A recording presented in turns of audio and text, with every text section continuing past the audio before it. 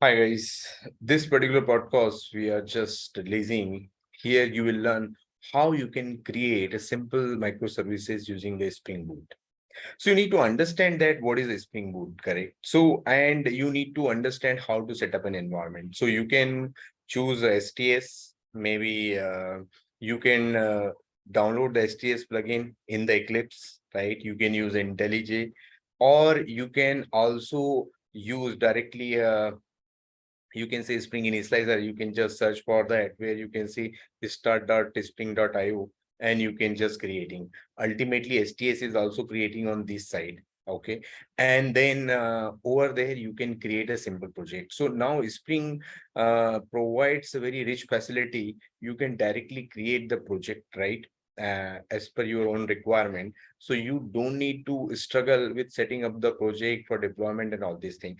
So as Spring Boot we are using, Spring Boot has so many different components and added facilities where you are not required to add so many dependencies, right? So you will add just one dependency, Spring Web, which is helping you to create any other simple REST API or Spring MVC based microservice. And there is an embedded Tomcat is also there where you can directly run as Java application, which will be running on the Tomcat, right? So your web application you can run just as a run as a Java application.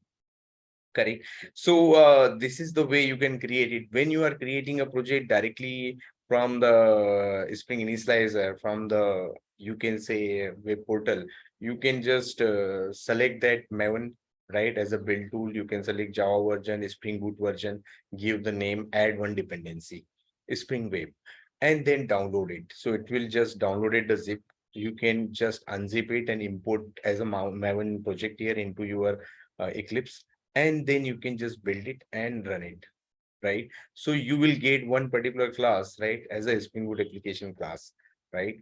And then if you wanted to add some functionality as a control over there, you can add it. Otherwise, you can add some other classes and you can adding these classes and you can just write your functionality.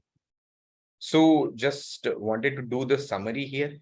You can add multiple functionalities here. So first you need to set up the environment, right? First you need to download that ID, maybe Eclipse, maybe you can download STS, you can download STS plugin into an Eclipse, right? And start developing that. Else you can just go for start.spring.io where you can, or maybe you can search for Spring Initializer into Google, go to that site and then select that your Maven version, Spring Boot version, Java version, and do you want to package as a var or jar, and give the details, right? And you can add one dependency, Spring Web, so that you can develop any other you can say web API, and then you can just generate it. It will generate the zip, unzip it and import into an particularly an Eclipse. That's the way you can create a simple service using the Spring Boot, and then you can write your own functionality based on your own requirement.